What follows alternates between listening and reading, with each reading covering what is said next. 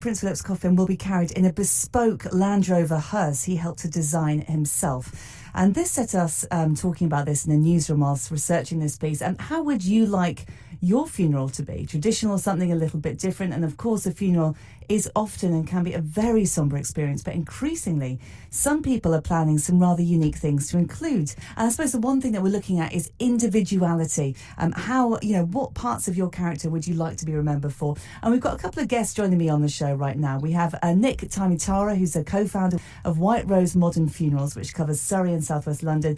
They've been going for about 4 years as well. Now, Nick, you like to try and personalise your service. So has this been something that's been of importance to you within your company and what you do? It's really why we started, because through personal experience, we discovered that when trying to arrange a funeral, you typically get sold a package which is quite inflexible. And when we actually got going, we started off doing mainly no-fuss funerals, because we found people wanted something perhaps without all of the pomp and ceremony, and something a lot more personal. So that's exactly what we're all about: choice and flexibility, basically.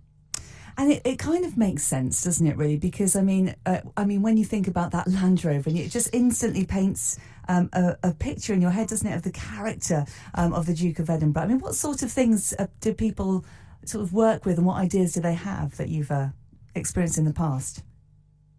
A number of different things. Obviously, when people think of a funeral, traditionally they might think of a hearse, but there's so many more options and things that can reflect their character. So we, for example, had a camper van hearse for a man who loved camping holidays, a vintage Rolls Royce for someone else who was into his vintage cars, and one lady, in fact, wanted a motorcycle hearse, which you can also get now, because she loved that. So it's really making it specific to them.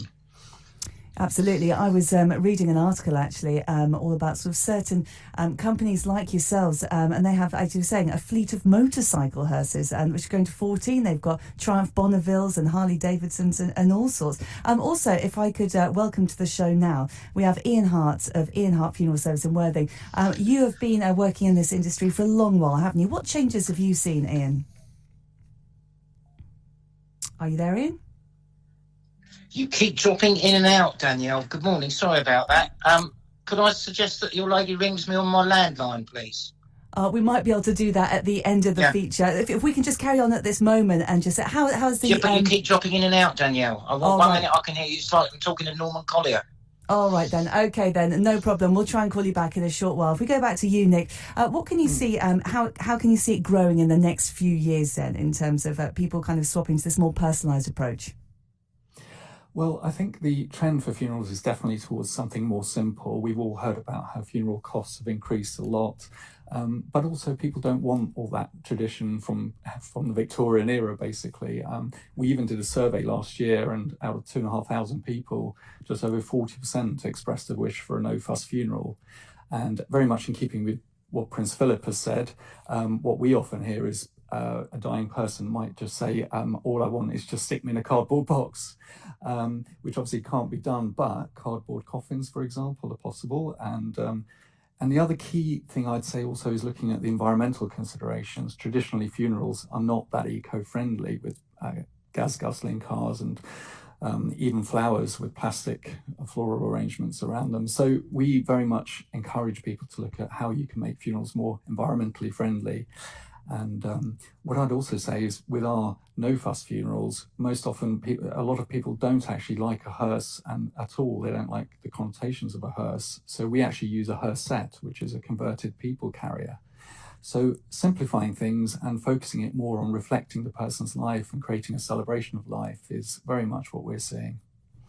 All right, then. That's so interesting. We should have Ian back on the line. Can you hear me now, Ian? I can hear you now, Danielle. Can you hear me? Yes, I can, loud and clear. So let's talk about how you've witnessed the industry changing over the years, because you've worked in it for a while, haven't you? Yeah, 34 years, and things are changing, and as Michael says there, it is a celebration of someone's life.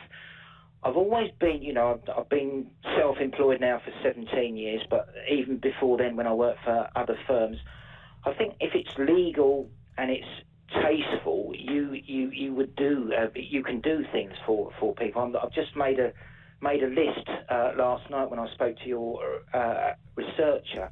I've looked after people on their final journey. We've had a Volkswagen hearse, like a camper van hearse. We've had, as Michael says, the Rolls-Royce hearse, the motorbike hearse. I've taken someone out on a milk float who was a milkman, a tow truck person, and we looked after one of the most well-loved flower sellers locally, Raymond Jones. That was about 20 years ago, and we took him out on his London trolley. So you don't have to have a hearse if you want to have something that is in keeping with your personality and with your life, providing it doesn't offend anybody. I think it's fine. Absolutely. And if you think about, sort of how much thought and individuality goes into planning a wedding in terms of like the music and the, everything, it makes complete sense, doesn't it, if you're doing a celebration of life and remembering that person, to do the same. So thank you both for your time so much. Really do appreciate it.